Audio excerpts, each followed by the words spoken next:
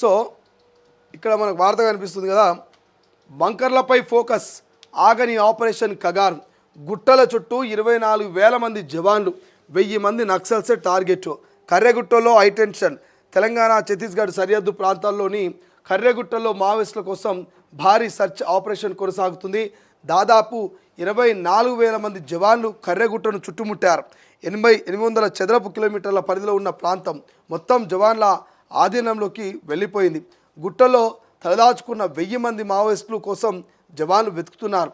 వెంటనే లొంగిపోవాలని, లేకపోతే ముప్పు తప్పదని గుట్టల్లో దాక్కున్న మావోయిస్టులకు ఇప్పటికే హెచ్చరికలు జారీ అయ్యాయి. జవాన్లు కర్రెగుట్టలోని పలు మావోయిస్టుల స్థావరాన్ని కనిపెట్టారు. భద్రతా బలగాలు తాజాగా కర్రెగుట్టలోని మావోయిస్టులు ఏర్పాటు చేసుకున్న బంకర్లపై ఫోకస్ పెట్టినట్టుగా తెలుస్తోంది.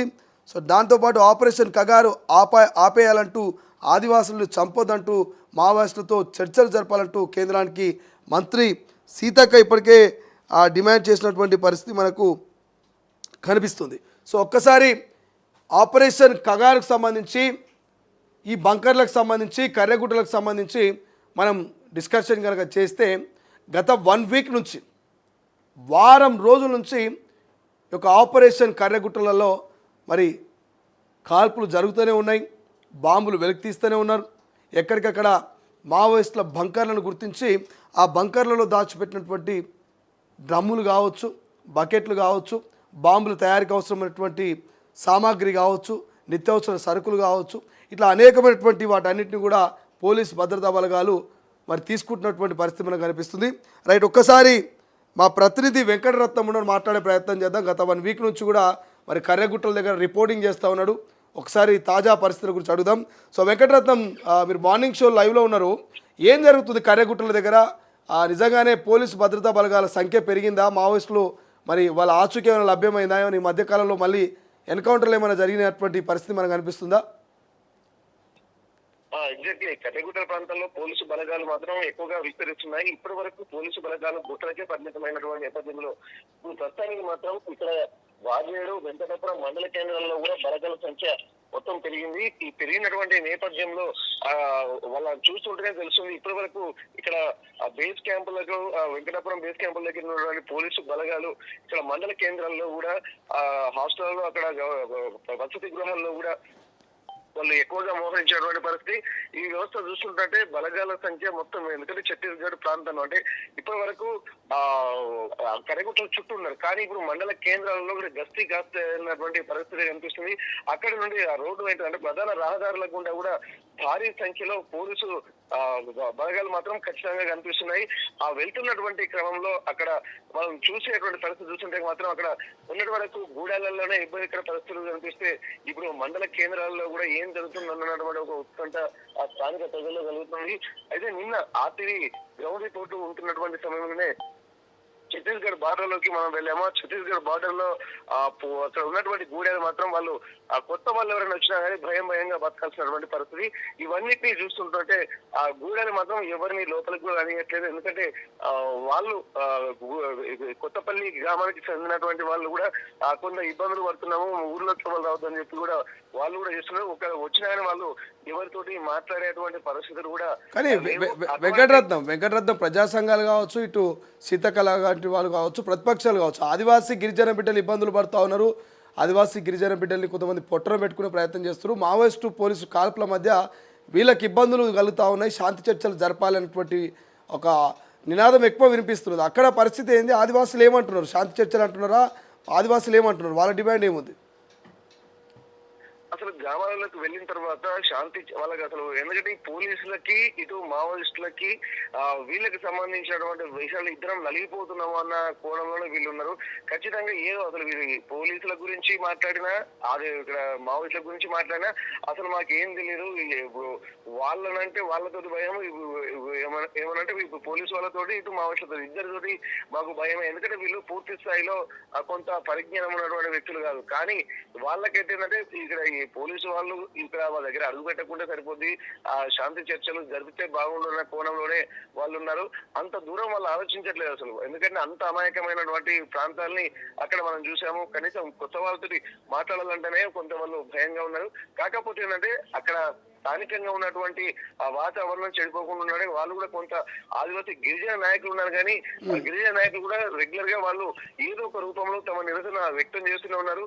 ఇక్కడ శాంతి చర్చలు జరపాలి, ఇక్కడ మళ్ళీ ఆ పోలీసు వాళ్ళకి దీనికి ఒక ఒప్పందం జరగాలి ఖచ్చితంగా. ఇది కూడా ఎందుకంటే షరతులు లేని ఆ శాంతి చర్చలు జరగాలన్నటువంటి కోణంలో కూడా ఏదో రూపంలో ఇటు ములుగు ప్రాంతంలో కావచ్చు, అలాగే ఇక్కడ ఏటూరు నాగరం ప్రాంతంలో కావచ్చు, ఈ రాష్ట్ర వ్యాప్తంగా కూడా కొన్ని ప్రధాన పట్టణాల్లో కూడా ఇక్కడ శాంతి చర్చలు జరపాలని చెప్పి వీళ్ళు సభలు సమావేశాలు నిర్వహిస్తున్నారు. అలాగే ప్రొఫెసర్ అరగోపాల్ లాంటి వాళ్ళు, అలాగే వామపక్ష భావజాలం ఉన్నటువంటి వాళ్ళు కూడా ఈ శాంతి చర్చలు వెంటనే జరగాలని వాళ్ళు కోరుకుంటున్నారు. ఎందుకంటే ఇప్పటికే ఆ తీవ్రమైనటువంటి నష్టం జరుగుతుంది కాబట్టి ఇక్కడ ఇప్పటి వరకు మావోయిస్టులే ఒక లేఖలు విడుదల చేశారు. ఇటు రూపేష్ పేరిట అలాగే అభయ్ పేరిట 3 లేఖలు విడుదల చేశారు. ఆ విడుదల సారాంశం కూడా అదే ఉంది. మొత్తం ఒక వ్యవస్థ ఎందుకంటే ఈ దేశంలో ఉన్నటువంటి వాళ్ళందరూ మంచిగా ఉండాలన్నా ఈ దేశ బిడ్డలుగా మేము ఉంటున్నాం కాబట్టి ఖచ్చితంగా ఇప్పుడు ప్రపంచంలో కూడా ఎన్నో ఉద్యమ సంస్థలు ఉన్నాయి. అలాగే దేశవ్యాప్తంగా కూడా వందల సంఖ్యలో ఉద్యమకారులు అందరూ ఉన్నారు. కానీ అవన్నిటిని దృష్టిలో పెట్టుకొని ఆ ప్రజాస్వామ్యంలో మాట్లాడే హక్కును మాత్రం కాపాడాలి. ఈ ఎక్కడ రాజ్యాంగంలో ఎంత ఎక్కడ రాసి పెట్టలేదు అని చెప్పి ఇక్కడ వాళ్ళ సారాంశం ఖచ్చితంగా శాంతి చర్చలు రావాలనే చాలా మంది కోరుకుంటున్నటువంటి పరిస్థితి. Yes right, thank you so much Venkataratnam. ఇది మొత్తం మీద ఆదివాసీ బిడ్డలు అయితే కొంత భయాందోళనకు గురవుతున్నటువంటి పరిస్థితి కనిపిస్తూ ఉంది గూడాలలో. ఎందుకంటే ఓవైపు పోలీసులు, ఇంకోవైపు మావోయిస్టులు, ఎవరిని వాళ్ళు ఏమనటువంటి పరిస్థితి. ఎందుకంటే వాళ్ళు ఎప్పటి నుంచో ఉంటున్నది అదే అడవిలో, ఎప్పటి నుంచి ఉంటున్నది అదే గూడాలో, ఎప్పటి నుంచి బతుకుతున్నది అదే ఆదివాసీ బిడ్డలు ఆ అడవి తల్లి ఒడిలో. సో మరి అటువంటి ఆదివాసీ బిడ్డల ప్రాంతానికి పోయినటువంటి మావోయిస్టులైనా పోలీసులైనా వాళ్ళు ఏమన్నటువంటి పరిస్థితి. సో వాళ్ళు ప్రపంచంతో కనెక్టివిటీ చాలా తక్కువ ఉంటుంది, ప్రకృతితో కనెక్టివిటీ ఎక్కువ ఉంటుంది. సో అటువంటి ఆదివాసీ బిడ్డలు మరి భయాందోళనకు గురవుతున్నటువంటి పరిస్థితి అక్కడ కనిపిస్తూ ఉందట. ఏదేమైనా బంకర్ల పైన పోలీసులు ఇప్పటికే ఫోకస్ పెట్టినట్టు తెలుస్తూ ఉంది. సో ఆ కర్రెగుట్టల ప్రాంతంలో ఉన్నటువంటి భారీ బంకర్లను మరి పోలీసులు స్వాధీనం చేసుకోవడం, ఆ బంకర్లో ఉన్నటువంటి ఏమైనా ఇతర సరుకులు దొరికినా లేకపోతే ఇతర ఏ పరికరాలు దొరికినా వాటన్ని కూడా వాళ్ళు పోలీసులు బలగాలు స్వాధీనం చేసుకుంటున్నాయి. సో గుట్టల చుట్టూ 24,000 మంది జవాన్లు ఉన్నారట. ఇక కర్రెగుట్టలో ఒక హైటెన్షన్ వాతావరణం అయితే మనకు కనిపిస్తుంది. ఇప్పటికే మావోయిస్టుల చర్చలు జరపాలంటూ కేంద్రానికి మంత్రి సీతక్క డిమాండ్ చేసింది. ఆదివాసీ గిరిజన బిడ్డల ప్రాణాలు పోతూ ఉన్నాయి, అమాయకు ఆదివాసీ బిడ్డలు ఆగమవుతూ ఉన్నారు కాబట్టి శాంతి చర్చలు జరపండి, కాల్పుల విరమణకు మీరు మావోయిస్టులు సిద్ధంగా ఉండాలంటూ అటు సీతక్క కావచ్చు, ఇటు మరి పౌర హక్కుల సంఘ నేతలు కావచ్చు, ఇంకా చాలామంది అందరూ కూడా ప్రజా సంఘాలు కూడా మరి ఇవే డిమాండ్ చేస్తున్నది.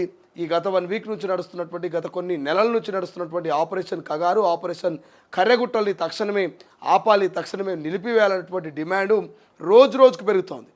మరి ఈ తరుణంలో మరి ఏం జరుగుతుంది? ఇప్పటికే మావోయిస్టుల నుంచి లేఖలు బయటకు వచ్చినాయి కాబట్టి ఆ లేఖల సారాంశం చూస్తే కూడా వాళ్ళు శాంతి చర్చలకు సిద్ధమంటున్నారు. మరి కేంద్ర ప్రభుత్వం సిద్ధంగా ఉందా లేదా, ఉంటే ఒకవేళ శాంతి చర్చలు జరుగుతాయా లేవా, జరిగితే దాని తర్వాత పరిణామాలు ఎట్లుంటాయి. సో ఇదంతా కూడా మనం భవిష్యత్తులో చూడాల్సిన అవసరం కనిపిస్తూ ఉంది. ఈనాడులో చూస్తే ఈనాడులో చూడండి, సైనిక దళాలకు పూర్తి స్వేచ్ఛ, పహల్గామ్ ఉగ్రదాడికి ప్రతిస్పందనపై నిర్ణయం, భద్రతా బలగాలదే అత్యున్నత స్థాయి సమావేశంలో ప్రధాని మోదీ. ఇక త్రివిధ దళాల అధిపతులతో ఢిల్లీలో భేటీ, రక్షణ